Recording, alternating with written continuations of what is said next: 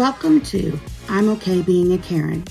My name is Sterling, and here we talk about daily life, real situations, and the exact moments that test my patience.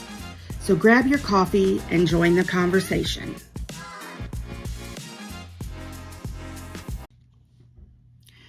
Welcome back. The title of this week's episode is Just Because You Can Doesn't Mean You Should. So let's get into it.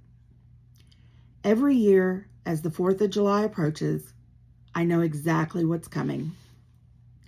It starts a few days before the holiday and then continues through the 4th. Sometimes it stretches into the weekend after. You hear boom, boom, boom. Random explosions throughout the day and well into the night. And every year I find myself asking the same question. Just because you can, does that mean you should? Now, before anyone misunderstands where I'm coming from, let me be clear about a couple things. This isn't an anti-American episode. It isn't about an anti-fireworks episode. In fact, I actually enjoy a great fireworks show. Sitting in a park, watching a professional display with family and friends, that's been a wonderful tradition through my life. What I'm questioning isn't fireworks. It's where we choose to use them. And today I want to talk about something that seems to be disappearing from our culture. It's called common courtesy. You see, freedom comes with responsibility. And one of the things I appreciate most about living in this country is freedom. It's something worth celebrating. But somewhere along the way, we've started confusing freedom with permission. Permission to do whatever we want simply because we can.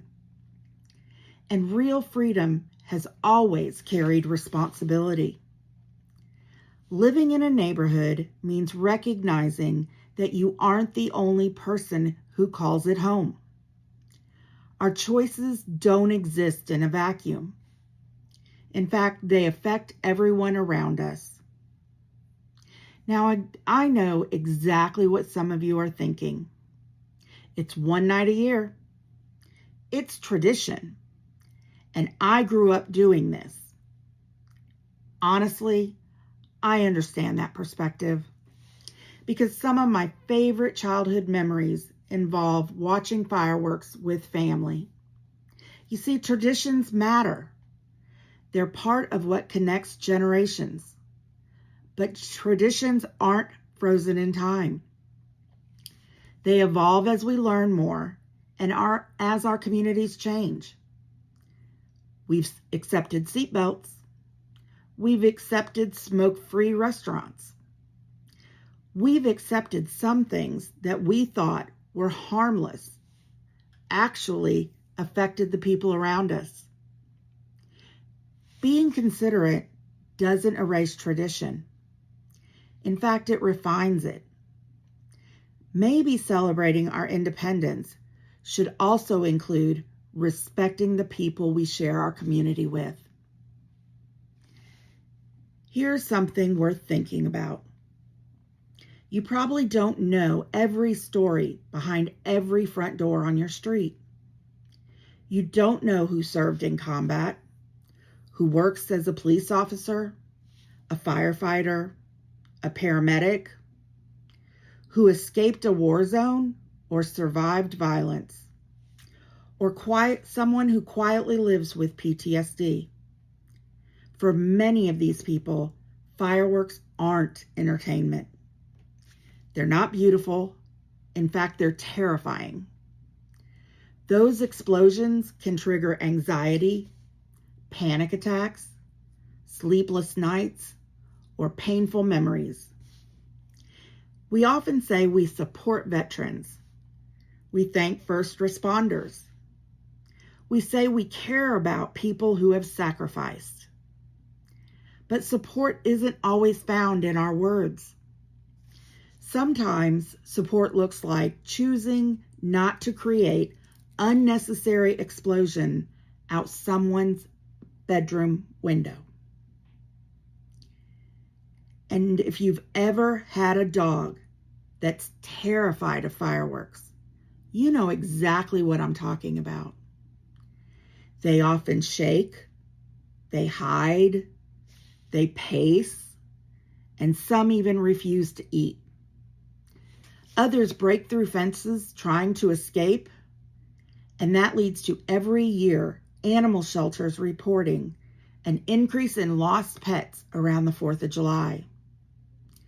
On the other hand, many owners have to medicate their pets just to get through the evening. I want you to think about that. Someone else's decision means your pet needs medication just to feel safe inside their own home.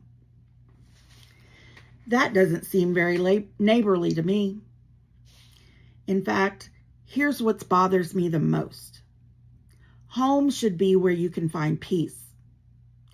Because maybe you work overnight. Maybe you have a newborn. Or maybe you're recovering from surgery. You might be caring for an elderly parent. Or maybe you're grieving. Or maybe you simply don't celebrate the 4th of July. Should any of those people lose the quiet environment of their own home because somebody nearby wanted their own private fireworks show? Well, I don't think so. And we already have the perfect solution. The interesting thing is, where we solve this problem is that communities all over America host incredible fireworks displays. They're in cities, parks, festivals, baseball stadiums, and they're professionally organized events. So if you love fireworks, that's wonderful. So do I. Go enjoy them. Take your family, create memories and traditions, because everyone attending made the choice to be there. The people who stayed home also made a choice. And neighborhood fireworks removes that choice from everyone else. Whenever this conversation comes up, someone usually says, people are just too sensitive, or it's only one night. Except if we're honest, it usually isn't. It's days before, it's the holiday itself, and sometimes several days afterwards. And this isn't about taking away anyone's fun. It's asking a simple question. Does our enjoyment justify someone else's discomfort? That question is worth asking far beyond fireworks. You see, I think there's a bigger problem. The more I think about it, the more I realize this isn't really about fireworks. It's about how we think. We've become a culture that asks, what am I allowed to do? Instead of asking, what is the considerate thing to do? You see, there's a difference. The law tells us the minimum acceptable behavior, and then character determines everything beyond that. The best neighbors don't need laws telling them how to behave. They naturally think about the people around them. So imagine what our communities would feel like if more of us simply paused long enough to ask, how will my actions affect everyone else? So in closing, here's my challenge to you. Before doing something that affects your entire neighborhood, ask yourself one question. Who else will this impact? Because sometimes that one question changes everything. Because having the right to do something doesn't automatically make it the right thing to do. You see, there's courtesy, respect, and common sense. Those aren't outdated ideas. They're what good communities are built on. So after this 4th of July, and every day after, including next year, let's remember that celebrating our freedom and respecting our neighbors can exist at the same time. After all, just because you can doesn't mean you should. Thank you for spending part of your day with me. If this episode made you stop and think, I'd love to hear your perspective.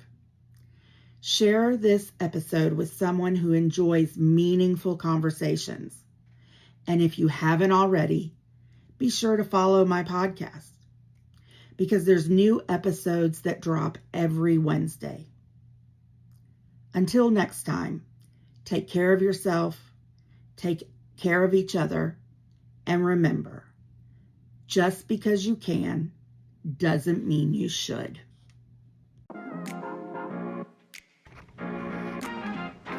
Remember, having standards doesn't make you a Karen. Expecting basic decency isn't asking too much. If you've ever walked away from a situation thinking, am I the problem, or are people just getting worse, then you're in the right place. Be sure to follow this podcast, leave a rating, drop a comment, and share it with someone who will appreciate a little common sense. And if you've got a story that brought out your inner Karen, send it to me at the email address in the notes. Your story might become a future episode. My name is Sterling, and I will see you next time on I'm Okay Being a Karen.